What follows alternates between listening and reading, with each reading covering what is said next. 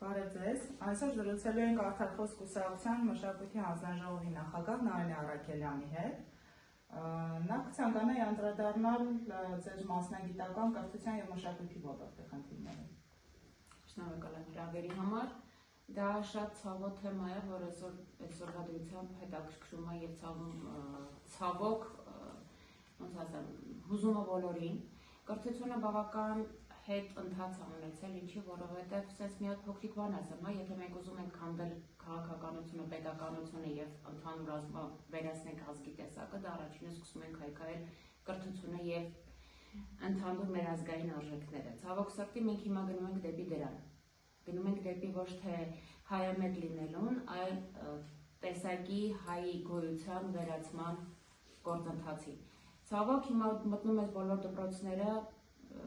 ուսուցման մակարդակը բավական ցածր է։ Ես շփվում եմ շատ երեխաների հետ, ունեմ անձնական իմ աշակերտները, ում հետ շփվելու ընթացքում զրոյական մակարդակի գիտելիքներ եմ ես տեսնում, որը որ շատ ցավոտ է, սկսած գրականությունից, գրքերից, որոնք որ չեն համապատասխանում իրականությանը։ Մի հատ օրինակ բերեմ, որ ավելի պարզ և հասկանալի լինի բոլորին։ Ունեմ աշակերտը, որ գնում է դեպի ընդունելության, հարցաշարը, որը նախապատրաստվում է ընդունելության համար, չի համապատասխանում գրականությանը։ Եթե երեխան չդիմի կոնկրետ մասնագետի, իրավունք չի ունենա և հնարավորություն չի ունենա ընդունվելու բարձրագույն ուսումնական հաստատություն։ Դա շատ ցավալի է։ Ինչու, որովհետև այսօրվա դրությամբ մենք բոլորս պետք է պայքարենք հանուն մեր ազգի բարօրության և պետականության, որովհետև մեզ պետք է խելացի բանիմաց մարդիկ, ոչ թե տգիտության աշխարհը։ Տիկին Առաքելյան, իսկ ինչպես վերաբերվի հասարակությունը, հայ ծնողը, նրան, որ դասագրքերում արտացոլվում են ադրբեջանական տարրեր, ադրբեջանական դրոշի գույներ, ադրբեջանցի հեղինակի ստեղծագործություն և այլն, ինչ կասեք սրա մասին։ Դե քիչ առաջ նշեցի, չէ, որ մենք գնում ենք դեպի ոչ թե հայամետության, այլ գնում ենք դեպի թուրքամետության։ Սենց ասեմ, եթե դարեր շարունակ մեր թշնամի պետությունը չի ունեցել դա հազարավոր պատմություն, բայց այսօր կերտում այն հազարավոր պատմությունը ցույց տալու համար, որ ինքը գոյատևում է հազարամյակներ, բայց մենք ունենալով դարերի պատմություն,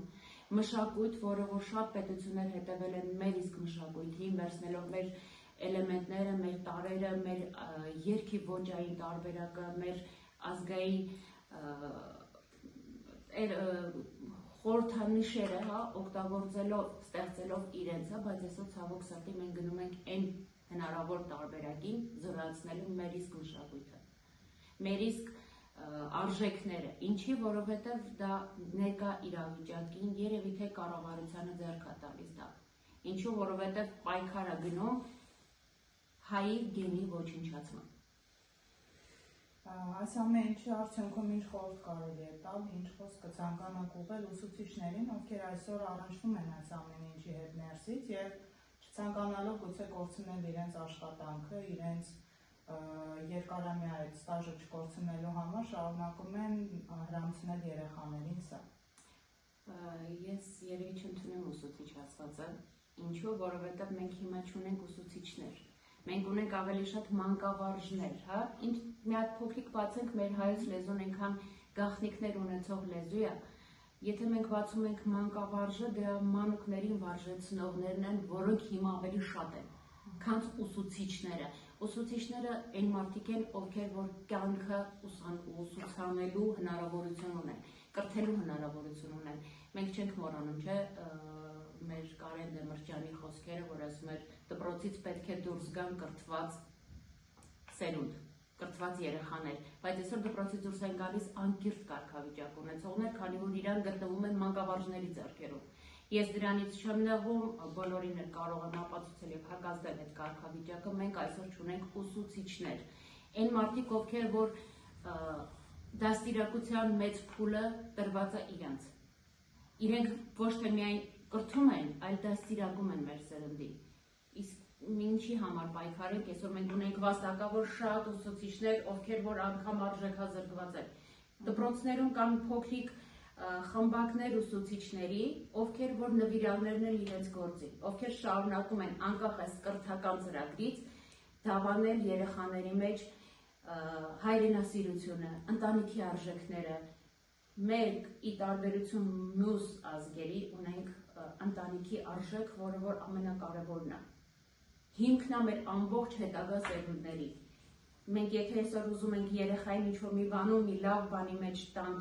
սովորեցնենք, տանք մի հատ գաղափար, մենք ի սկզբանե միածկզբից պիտի ծնողի հետ աշխատենք, ցավոք սրտի։ Ծնողին վերադաստիարակենք, ծնողին տանք հնարավորություն, որ երեխային չխանգարի, քանի որ երեխան սպունգ է։ Մենք ինչ տալիս ենք երեխային, նա ինքը ընդունում է, բայց գնում է այն շրջապատը, որտեղ որ արդեն խեղաթյուրված է, կրկնում է այն ինչը որ իրականություն չի համապատասխանում։ Տիկին Արաքելյան, երկու օրինակ ձեր խոսքում արդեն իսկ բերեցիք ուսուցչի եւ ընտանիքի դերի խեղումը։ Այ հասարակության մեջ արժեքային համակարգերի խեղման ինչ տարբերակներ եք նկատել, ինչ միտում ունի սա եւ ինչպես կարելի է պայքարել առհասարակ այս ամեն ինչի դեմ։ Հետաքրքիր հարց, եթե թույլ կտաք, ես կսկսեմ նորից դպրոցներից, ինչի գործի բերումով ես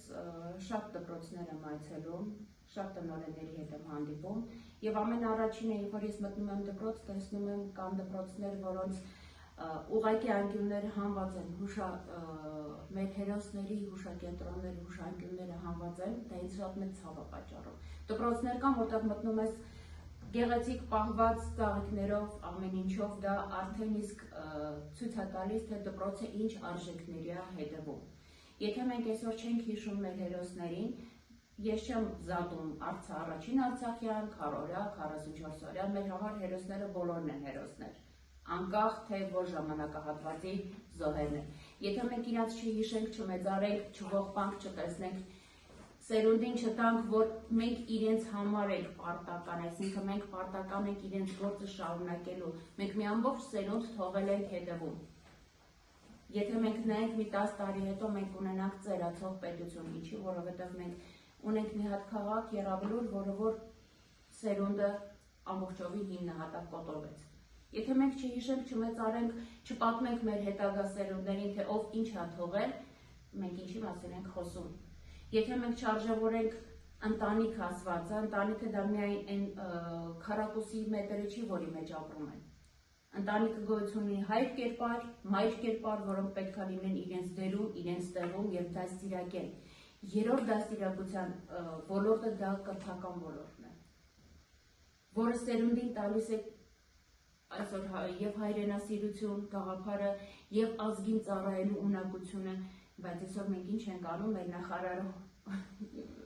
թողից ոչ մեկ չմեղադրի կամ չգիտեմ, եթե մենք այսօր նախարարի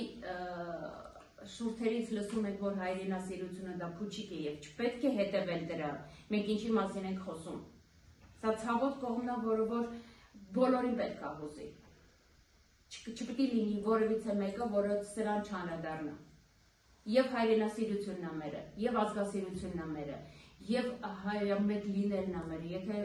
կհիշեք 80-ական թվականներից հետո երևի մի հատ պետությունը մենք էինք, որ վտարեցինք բոլորին եւ թողնելով միայն հայ ազգի։ Բայց հիմա մենք ընդունում ենք բոլորին իդեմս մեր թշնամիների։ Թուրքը միշտ թշնամի է մեզ համար, անկախ տարիքից, անկախ իրավիճակից եւ անկախ սերունդներից։ Թշնամին միշտ պատրաստ է հարվածել, իսկ մենք այսօր տեղ ենք տալիս թշնամիներին։ Պետք է լինենք ցեղագրոն, պետք է լինենք հայամետ, ամենակարևոր արժեքը, որը մենք պետք է պաշտպանենք։ Տարին հայտարարված էր 2024 թվականը մշակութային տարի։ Ինչ արեցինք։ Մի քանի բաց համերգներ ցույց տալով, թե գործ արեցինք, բայց չներկայացրեցինք մեր ազգային մշակույթը, ինչը որ մերն էր։ Այս տարի հայտարարված է 2025 թվականը կրթության տարի։ Ինչ ենք անում։ Տանում ենք դեպի զրոյական կարգավիճակի մեր կրթությունը, հիմնահատակ քանդելով, թույլ չտալով, որպեսզի որ մենք լինենք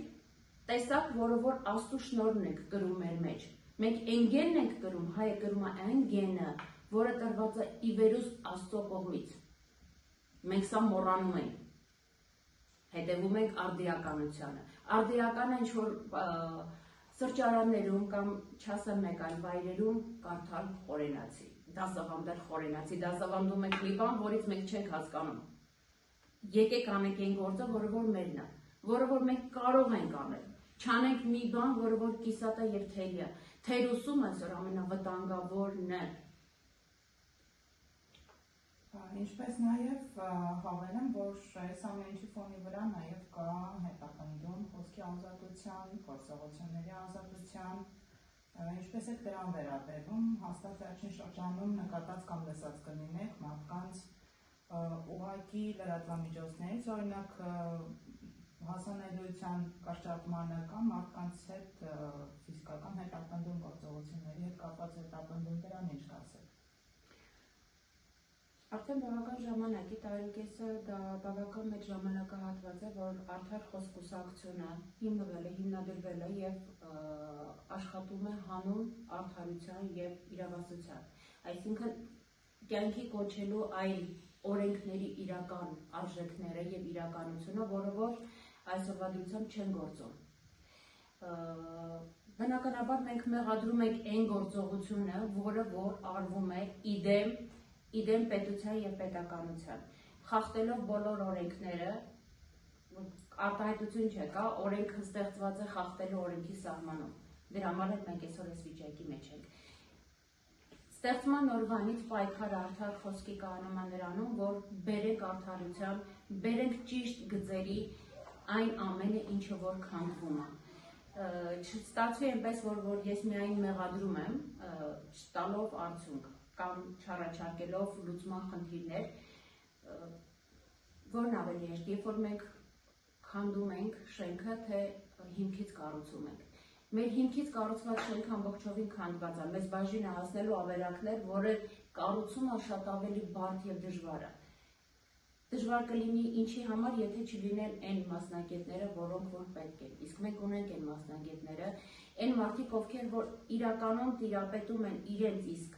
ոլորտին եւ կարող են տալ լիարժեք լուծումներ այս ամեն ինչի մեջից դուրս գալու համար։ Տաժանագիր աշխատանք է մեզ սպասվում, բավական մեծ տաժանագիր։ Ինչու, որովհետեւ ավերակներից վերստեղծել մի պետություն, որը որ իրականում եղել է եւ բոլորը մեզ իցույց եւ մատով են ցույց տվել որպես հայ տեսակ, դա նորից մենք պետք է հետ բերենք, քայլ առ քայլ, բոլոր լուծումներին տալով ճիշտ մոտեցում։ Շնորհակալություն Տիկին Առաքելյան, կարծում եմ ցանկացած հայրենասեր մարդ պատրաստ է մինչև վերջին կաթիլը իլուման ներդնել նոր հայրենիք ստեղծելու համար եւ կարծում եմ արդար խոսքուսակցությունը իր ներքո ունի այնպիսի անձինք, ովքեր պատրաստ են ձեր ասած դժվարություններին դիմակայել եւ հասնել իդեալական պետության։ Շնորհակալություն ձերից։ Շնորհակալ եմ ես նույնպես։